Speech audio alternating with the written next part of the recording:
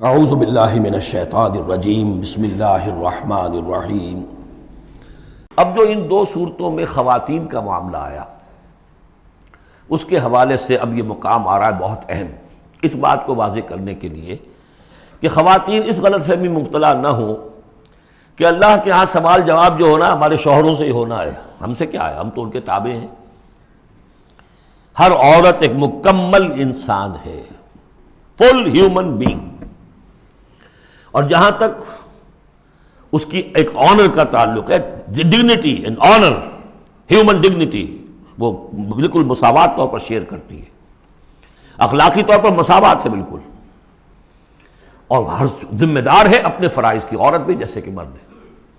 اس کا اپنا ایمان ہوگا، عمل صالح ہوگا تو اللہ کے ہاں بیڑا پار ہوگا، اپنا ایمان اور عمل صالح نہیں ہے تو شوہر بڑے سے بڑا ہو وہ بچا نہیں سکے گا۔ یہ حقیقت کو واضح کرنے کے لیے تین خواتین بلکہ چار خواتین کی مثال یہاں آئی ہے۔ ضرب اللہ مثلا للذین کفروا امرأۃ نوح وامرأۃ لوط، اللہ تعالیٰ نے مثال بیان کی ہے کافروں کے لیے نوح کی بیوی اور لوط کی بیوی کی۔ کانتا تحت عبدین من عبادنا صالحین، وہ دونوں تھیں ہمارے دو بہت صالح بندوں کے تحت، ان کے نکاح میں تھیں۔ فخانتاہما، تو انہوں نے ان سے خیانت کی۔ فلم یغنیا عنہما من اللہ شیئا، تو نہ بچا سکا انہیں ان کا شوہر، ان کے دونوں شوہر جو ہیں نہ بچا سکے اپنی دونوں بیویوں کو کچھ بھی۔ بیوی بھی غرق ہوئی، حضرت نوح علیہ السلام کی وہ بیوی، اور حضرت لوط کی وہ بیوی بھی اسی طریقے سے جو پتھراؤ ہوا اسی میں ہلاک ہوئی۔ تو نہ یہاں وہ بچا سکے شوہر، وقیل ادخلوا النار مع الداخلین، اور کہہ دیا جائے گا داخل ہو جاؤ جہنم میں داخل ہونے والوں کے ساتھ، کوئی شوہر تمہیں نہیں بچا سکتا، چاہے وہ نوح اور لوط ہوں۔ لوط تو خیر اولو العزم من الرسل میں ان کا شمار عام طور پر نہیں ہوتا، حضرت نوح تو بہت اولو العزم، 950 برس جنہوں نے دعوت دی ہے۔ اسی لیے حضور اپنے گھر کی خواتین کو جمع کر کے پھر کہا فرمایا کرتے تھے، یا فاطمہ بنت محمد انقذی نفسک من النار فانی لا املک لک من اللہ شیئا، یا صفیہ عمۃ رسول اللہ انقذی نفسک من النار فانی لا املک لک من اللہ شیئا، اے فاطمہ محمد کی نور چشم، لخت جگر، اپنے آپ کو آگ سے نکالو، بچاؤ، مجھے کوئی اختیار حاصل نہیں ہوگا تمہارے بارے میں اللہ کے ہاں۔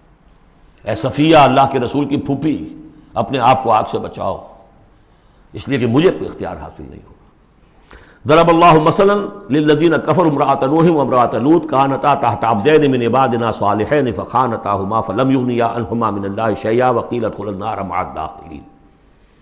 یہ میں بیان کر چکا ہوں ایک دفعہ پہلے بھی کہ اہل تشیع کا خیال یہ ہے کہ یہ زانیہ تھیں دونوں بیوییں، اہل سنت اس کو تسلیم نہیں کرتے۔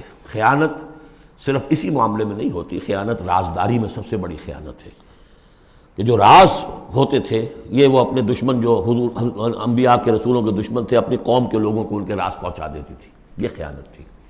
اس لیے کہ سورہ نساء میں جو آیا ہے فالصالحات قانتات حافظات للغیب، غیب کے اندر حفاظت کرنا پوری۔ ظاہر بات ہے کہ بیوی سے زیادہ بڑھ کر تو کوئی نہیں ہوتا کہ جو شوہر کی باتوں سے واقف ہو، تو یہ خیانت ہے اہل سنت کے نزدیک ہو۔ لیکن بہرحال نتیجہ یہی ہے کہ وہ پھر جہنمی ہے، اور صرف نبی کی بیوی ہونے کے ناطے سے انہیں چھٹکارا نہیں مل جائے گا۔ وضرب اللہ مثلا للذین آمنوا امرأۃ فرعون، اور اہل ایمان خواتین کے لیے اللہ تعالیٰ نے مثال بیان کی ہے فرعون کی بیوی کی، آسیہ ان کا نام تھا۔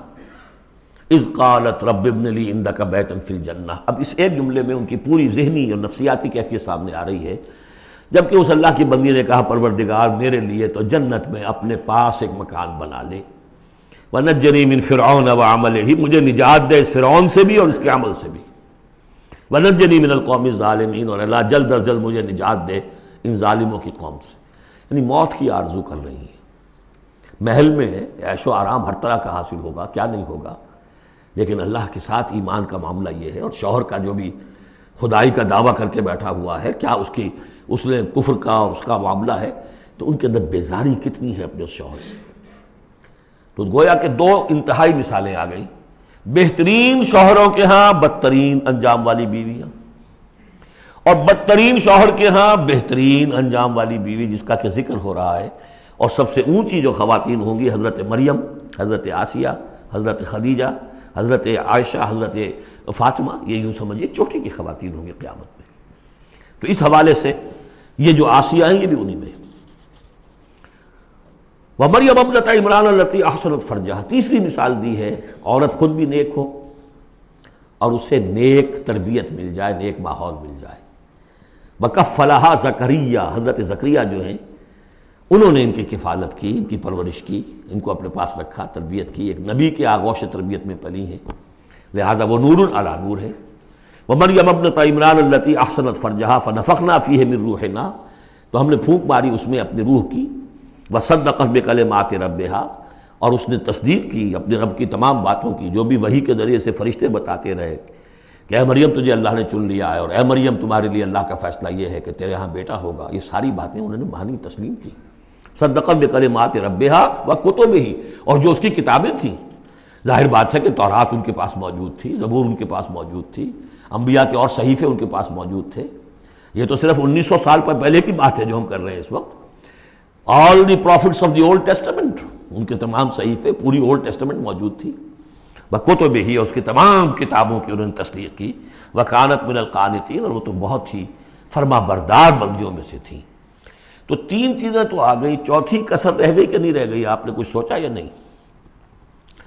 بہترین شوہر کے ہاں بدترین بیوی، بدترین شوہر کے ہاں بہترین اور خاتون، ایک خاتون نور علی نور، خود بھی نیک، ماحول بھی نیک۔ چوتھی کون سی بات رہ گئی؟ خود بھی بدتینت اور شوہر اس سے بڑھ کر، بلکہ یہ کہنا مشکل ہو جائے کہ شوہر زیادہ بدتینت ہے یا وہ خود زیادہ بدتینت ہے۔ اس کی مثال معلوم ہے کہاں ہے؟ تبت یدا ابی لہب وتب ما اغنی عنہ مالہ وما کسب سیصلی نارا ذات لہب وامرأتہ حمالۃ الحطب فی جیدہا حبل من مسد۔ یہ پھر جب وہاں پہنچیں گے پڑھیں گے، شوہر بھی بدتینت، بیوی بھی بدتینت، ظلمات بعضها فوق بعض۔ اللہ کے فضل و کرم سے سورہ تحریم ختم ہوئی۔